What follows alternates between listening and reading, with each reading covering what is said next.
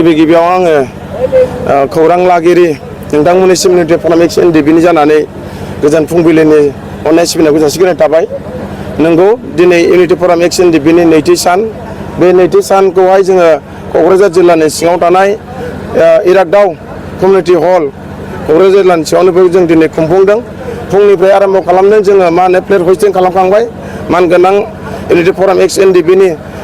दिदोम आफादगिरि सिला बसुमतारिनि आखाइजों आरो लोगोसे जोङो मार्टियासखौ जोङो बेखेवदों लोगो आफादगिरि मानगोनां बिजायख्लं बसुमतारिनिसिम दिनै बेखेवखांनाय हाबाफारि जाबाय। आरो बेजों लोगोसे गोबां भिक्टिमाइज फेमिलि आरो गोबां इउनिटि फराम एक्स एनडिपिखौ मोजां मोनग्रा आरो गोबां एनडिपिफ्रा बारगु एनडिपिफ्रा दिनैहाय मुंख्लंफोरनो दिनै बिबार बारदों बावफुंनाय जाफुंबाय। दा बेनि थाखाय आं इउनिटि फराम एक्स एनडिपि जानानै जोबोद गोजोननाय मोनदों। आरो बेनो दिनै इउनिटि फराम एक्स एनडिपिआ थांनाय 2022 21 अक्ट'बरावहाय बे इउनिटि फराम एक्स एनडिपिआ जोङो सिगाङाव आफादा मोनसेल'मोन। बिनि उनाव जों गेजेर गावथा गंसे जाखांनायनि उनावहाय एकर्ड जाखांनायनि उनावबो जोङो मोनथाम मोनब्रै जाना थादों। बिनि उनावहाय जोङो माखासे मुंख्लंफोरखौहाय जोङो खौसे आरो सिबिनाय जुदि लाखियाब्ला जोंनि माखासे भिक्टिमाइज फेमिलिफ्रा जोंनि सायाव दुखु मोननाय फोरमायगोन बा माहारिफ्रा दुखु मोनगोन। बेखिनिखौ नोजोर बोनानै जोङो थांनाय 2022 8 सेप्तेम्बराव जोङो बेखिनि बाथ्राखौ सुरु खालामदों, रायज्लायजेननाय जादों। बिनि उननिफ्रायनो जों सावरायनानै जोङो 2022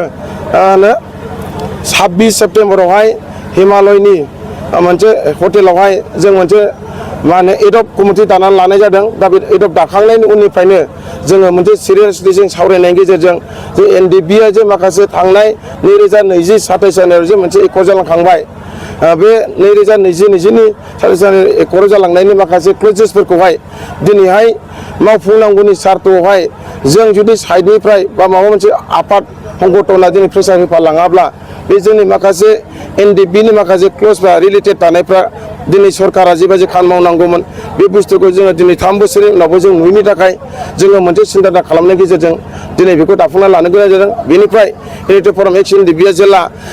एडप दाना लादों 2022 सेप्तेम्बर खालि जोङो बे मोजां मोनसे फिथाइखौ मोनफुंनो हादों। बिनि अखानायैनो 27 सेप्तेम्बर खालि 2022 बे दिनावनो मा जादों जोंनि मानगोनां फाउन्डार प्रेसिडेन्ट रन्जन दैमारि सारखौ जाबर जीबन जोबथा सेन्ट्रेल जेलावहाय दोननायनि मोनसे नटिस होदों। थिग बेबायदिनो जों सिन्था खालामदों जोङो 26 तारिखआव सावरायबाय आरो 27 तारिखआवनो बे अखानायैनो मोनसे गिलु फालु जोंनि गेजेराव मोनसे नटिस फैदों। दिनैहाय बिथांनि बेखिनि मेसेजखौ मोननानै जों आरो सिन्था खालामदों नंगुरिफ्रा दिनै बिथांमोना मानगोनां प्रेसिडेन्ट रन्जन दैमारिनि सारनि सायाव आरो माखासे सिबिआइआव थानाय केसफोरनि सायाव 56 नियाय केसनि आरो माखासे नन हाइनेन्स केसफोरखौ लानानै आरो माखासे आउट अफ स्टेटआव थानाय केसफोरखौ लानानै आउट अफ स्टेटआव थानाय माखासे जेल थानाय माखासे मानसिफोरखौ बख'नांगौनि सार्थ'नि थाखाय जोङो दिनै दानि जे रिजनेल गभर्नमेन्ट इउपिपिएल सरकारजों प्रमद बर'जों फर्मेलि इनफर्मेलि जों सावरायबाय थासेयाव जों दिनैहाय माखासे मोजां फिथाइखौ नुवाखै। मोजां मोनसे मावगोन बा मोजां मोनसे फिथाइ मोनगोन बेखौ जों नुवाखै। मानो होनोबा 27 सेप्तेम्बराव जिखिनि रिजाल्ट रन्जन दैमारिनि बेनो जोंनि थाखाय मोनसे फोरमान जादों। दा ओइदिनखालिनिफ्रायनो इउनिटि फराम एक्स एनडिपिआ आरोबाव जोङो रासिन आरो सानफिननो गोनां जादों। बेनिखायनो जोङो आरोफ्राय जों गोख्रों आरो सिदा खालामनायनि गेजेरजों बे इउनिटि फराम एक्स एनडिपिखौ चिरां जिल्लानि सिङाव थानाय गलामगुरिनि गोरोबथा फार्म हाउसावहाय अक्ट'बरनि 21 नैबे दिनैनि थारिखआवनो जोङो बे आफादखौ दाफुंनानै लानो हादों। बे आफादखौ लाखांनायनि उननिफ्राय आरोबाव जोङो जोंनि नैबे इउनिटि फराम एक्स एनडिपिखौ जोङो रेजिस्ट्रेसन खालामनानै लानो हाबाय। बियो माखासे जोंहा अफिसियेलि किसु खामानि मावनोबो हानाय जाबाय। बेनिफ्राय इउनिटि फराम एक्स एनडिपिनि माखासे जोंहा मट' दङ। जों खामानि मावनांगौनि थाखाय जोङो मोनसे मट' खालामनानै लानाय जादों। बे मट'आनो जाहैबाय peace and harmony and development of the peoples. नैबे माखासे इउनिटि फराम एक्स एनडिपिनि मट' जोंनि बर' माहारिनि गेजेराव बा जोंनि बिटिसिनि सिङाव बा आउट अफ बिटिआरनि बाहेरायाव जेसेबांनाखि बर' माहारिनि बिफर आफर माखासे ससियेल एक्टिभिटिस खामानि सायावहाय जुदि माबा मोनसे प्रब्लेम जायोब्ला बेवहाय इउनिटि फराम एक्स एनडिपिआ अरायसम अलखद समाव जों बाहागो लाफागोन। दिनै बेखिनि थांखिखौ जों दिनै बेवहाय जों सोसनना लानाय जादों बे मट'आव। बेनिखायनो दिनै बेखिनिखौ लानानै इउनिटि फराम एक्स एनडिपिआ दिनैहाय जोङो 2 बोसोर जाबाय। बे 2 बोसोराव जोङो निजाबो इउनिटि फराम एक्स एनडिपिआ दिनैहाय जोङो दिल्लीयावबो जों एपइन्टमेन्ट लानानै जोङो 2 टाइम थांबाय 2 टाइम थांनानै जोङो 3 टाइम जों सावरायबाय बेनिफ्राय आसामनि मानगोनां चिफ हेमन्त बिश्व शर्मा बिथांजों जोङो मास मोनसे खेबनै जों सावरायनो मोनदों बेनिफ्राय बिथांजों जोङो बे 2 बोसोराव खेबनै जों सावरायबाय बेनिफ्राय अफिसियेलि प्रमद बर' बिथांजोंबो जोङो गोबां सावरायनाय जाबाय जोङो बे सावरायनायाव जों बेखौनो बुंबाय थादों जे प्रमद बर' बिथांनि सिगाङाव जों खावरायबाय थादों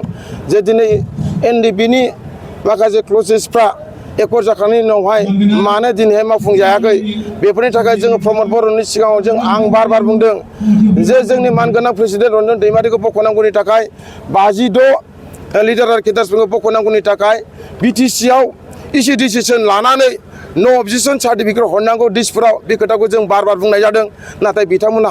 हाया दिनै खोथा बुंबाय थादों नाथाय मानो हाया आं कुइसन खालामदों बिथाङा होनदों हाया आं होनदों हायो मानो हायो होनना बुङोब्ला थांनाय 10 फेब्रुवारियाव जेला BTC एकर्ड जादों हाग्रामा महिलानि दैदेननायाव बे समाव माखासे 175% लानानै जायहा सरकार सालायनो हायो बिथांमोनानो बेयाव फुल पावार लानानै सरकारखौ दैदेननो हायो माहारिखौ सिबिनो हायो जिखुनु समाव बिफोर आफादखौ दिनै दैदेननो थाखाय मोनसे गोहो पावार थायो थिग बेबायदिनो दिनैहाय BTCनि आयेनखौनो लानानै दानि सरकाराव थानाय प्रमद बर' बिथांखौ आङो बे तुलनाजोंनो दिनै बिथांखौ बुंदोंमोन नाथाय बिथाङा मा खारनाव हाया बिथाङा बेखौनो बुङो इसे डिसिसन लानो हाया एक्जिकिउटिभ डिसिसन लानो हाया मानो होनबा बेवहाय गुबुन हारि दङ गुबुन जाथि दङ दिनै बिथाङा बेबायदि बुंनो नागिरो जों बुंदों गुबुन हारिखौ जों मानो नोंथांमोननि जिखिनि पावाराव थानाय जि सरकाराव फैनाय लोगो लोगो नोंथांमोना फुल पावार थायो जेसेबांनाखि गुबुन हारि थागोन नमिनेटेड MCLA हिसाबै होजागोन बिथांमोना नोंथांमोननि बिखेङावनो थायो नोंथांमोननि उनावनो थाफाग्रा बिथांमोनाथ' जेबो बुंनांगौ बाथ्रा गैया दिनै बेखिनि बाथ्राखौ जों बुंदों दुलाराय बर' फरायसा आफादखौबो थांनाय एप्रिलनि 18 तारिखआव बड'फा हाउसआवहाय जोङो दिपेन बर'जों जोङो मोनाबिलियाव सावरायनाय जादों बे समावबो आं बुंदों प्रमद बर'खौ जेबो खावलायदों जे नोंथांमोना अननानै जे मानगोनां प्रेसिडेन्ट रन्जन दैमारिनिफ्राय लानानै 56 जर्ज बर' आरो रिफेकांमोनखौ जेरैखिजाया बख'नांगौनि सार्थनि थाखाय इसे डिसिसन लाहोनांगौ बेनिफ्राय दिसपुरावहाय फाथायहरनांगौ नोंथांमोना बेखिनिखौ जुदि मावनानै हरनो हायोब्ला जे BTCआ जे दिनै नो अबजेक्शन हरबाय बेखौ सारा बर'फ्रा सारा NDB रिलेटेड थानाय सुबुंफ्रा जोबोर गोजोननाय मोनगोन दा बेखिनिखौ मावफुंनानै हरजानो जों लुबैदों नाथाय दिनैसिमबो मावफुंनो हायाखै थाङै फैयै नै दाख्लैहाय 21 सेप्टेम्बरावहाय जोंनि मानगोनां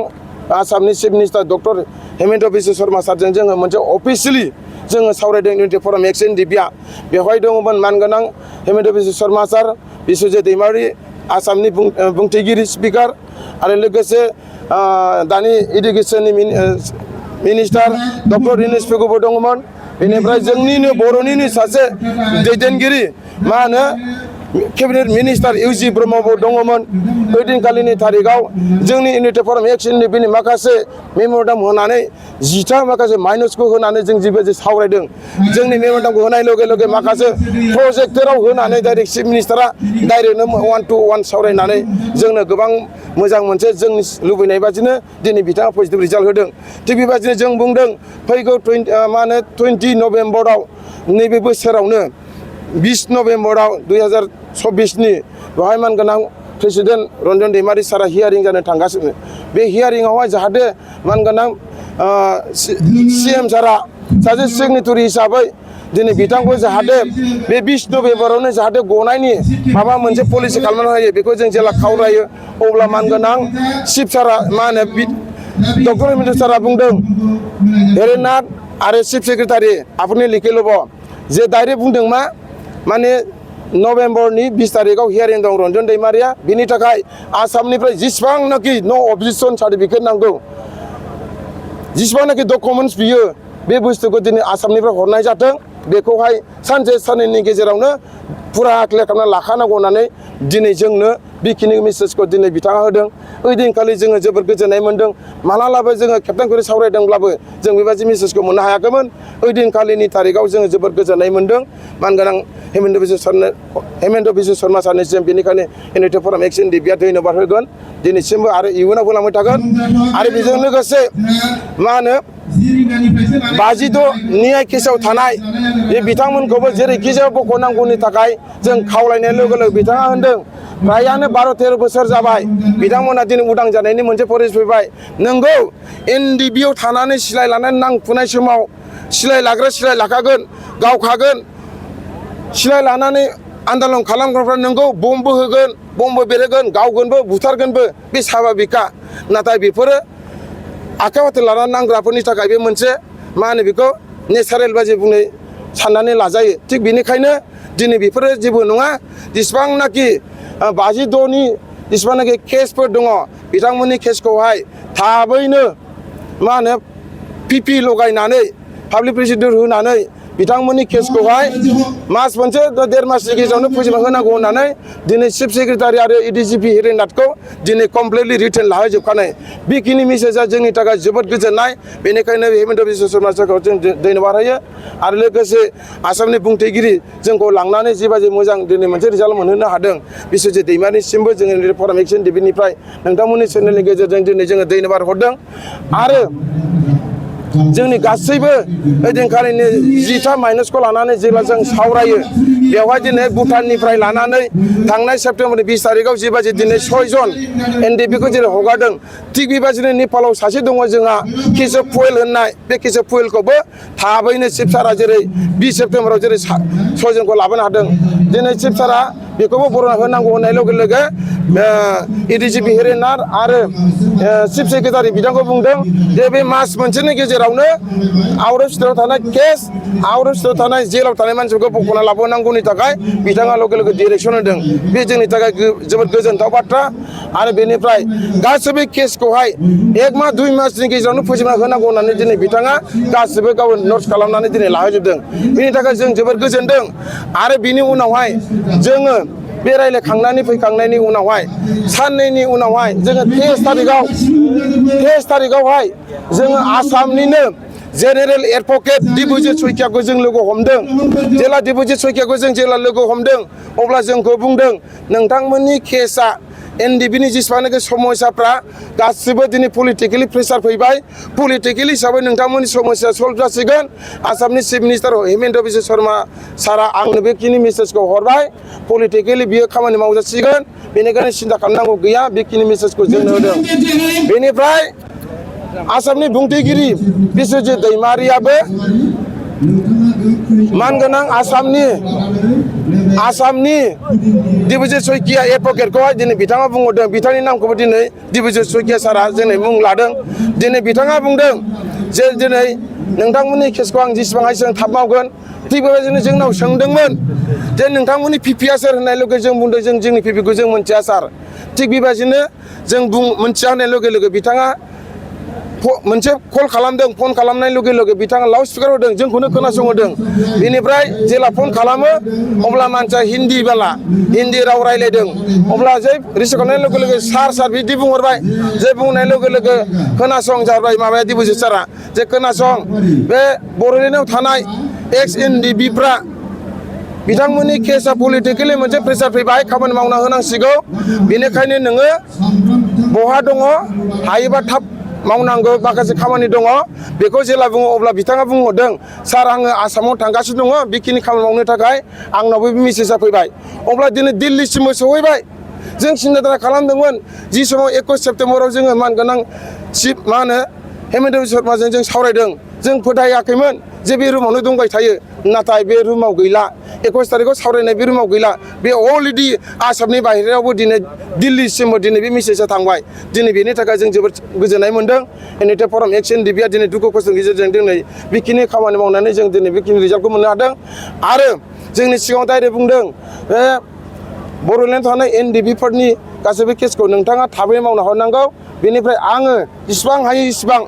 आंनिफ्राय गासिबो नर्मेलावनो लिरना हरनानै 1 मास 1.5 मासनि गेजेरावनो फोजोबना होनांसिगौ होननानै बिथाङा डाइरेक्टनो खोथाखौ जोंनि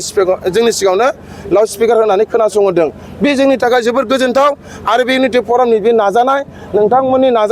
नोंथांमोननि माखासे मा होनो मदद होनायनि थाखाय दिनै जों बेखिनि मेसेजखौ मोनफुंदों आरोबाव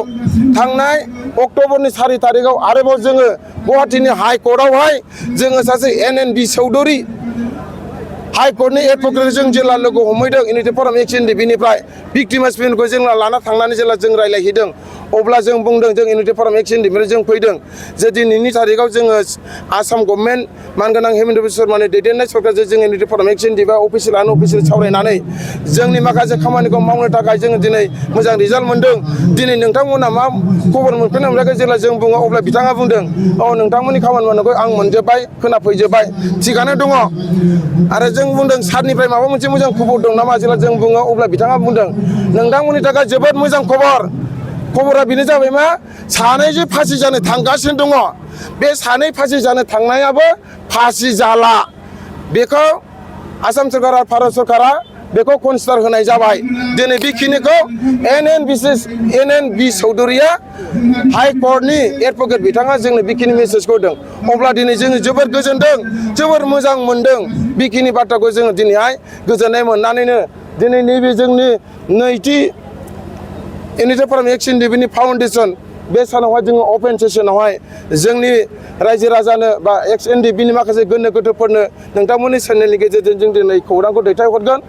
आरो जोंनि गेजेराव जुदि सोरबाफोर जुदि भुल बुजाबुजि जुदि गोनो गोथो दङब्ला दिनैनिफ्रायनो हयथ' बिथांमोना बयबो क्लियार जागोन आरो रोखा जालांगोन आरो बयबो खौसेथि फैनानै जोंखौ मदद होनानै खामानिखौ मावलांगोन आरो जोंनि गासैबो सिन्था धारना गासैबो थांखि दिनै बेफोरखौ जोङो मोनफुंनो हागोन बेखौ जों